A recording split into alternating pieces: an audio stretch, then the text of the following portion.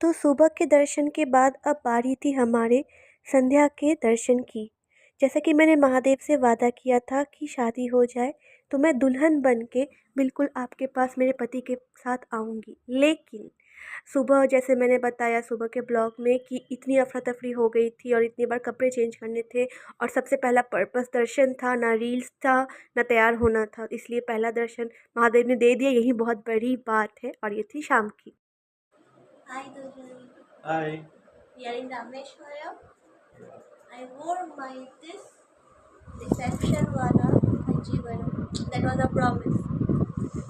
I used my wedding sari because it's ji very हाँ, कांजीवरम में reception का साड़ी पहन के मैं अपने पति के साथ वापस दूसरी बार दर्शन के लिए गई और बता नहीं सकती आप अगर जब भी रामेश्वरम जाए तो आप जितनी बार हो सके दर्शन करें और ऐसा एक आपके दिलो दिमाग में माहौल हो जाता है ना, आपको लगता है कि मैं होटल में या कहीं और टाइम बिल्कुल ना दूँ, मैं सुबह शाम बार बार दर्शन करूँ। दर्शन के बाद हम वापस बीच में गए और बीच में लहरों की इतनी शोर में इतना मज़ा आ रहा था, इतनी खुशी हो रही थी।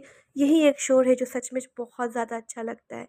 और उस रात हमने शाम को बाहर ही कुछ-कुछ खा लिया जैसे मैगी वग़ैरह। आप कुछ हेल्दी चीज़ें भी खा सकते हो, सब कुछ अवेलेबल रहता है, रैफ़ल एंड एवरीथिंग। और हम दोनों बीच में बैठे थे दर्शन के बाद एंड मुझे दुल्हन वाली फीलिंग आ रही थी। It was so blessed and lovely moment. समुद्र के सामने बैठकर ये जो शोर कान में आता है ना, ये सबसे खूबसूरत शोर है। इससे आपके दिमाग को शांति मिलती है। देखिए लहरें कितनी ज़्यादा खेल रही है, कितनी ज़्यादा। 2 बार रामेश्वरम लिंगा का दर्शन, हवाओं के बीच बैठना, वो भी अपने पार्टनर के साथ। Wonderful trip.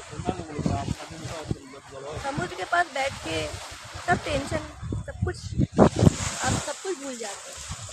That's the beauty of sea, Rameswaram और एनी ये बिल्कुल वही बीच है जहाँ पे सुबह हमने पहले बात लिया था, वो मैंडेटरी बीच जहाँ हमने कपड़े छोड़ दिए थे एंड उसके बाद हमने 22 जलों का स्नान किया था। तो ये था हमारा शाम का बहुत प्यारा सा दर्शन। कल मिलेंगे धनुषकोडी के ट्रिप में, तब तक के लिए ओम नमः शिवाय।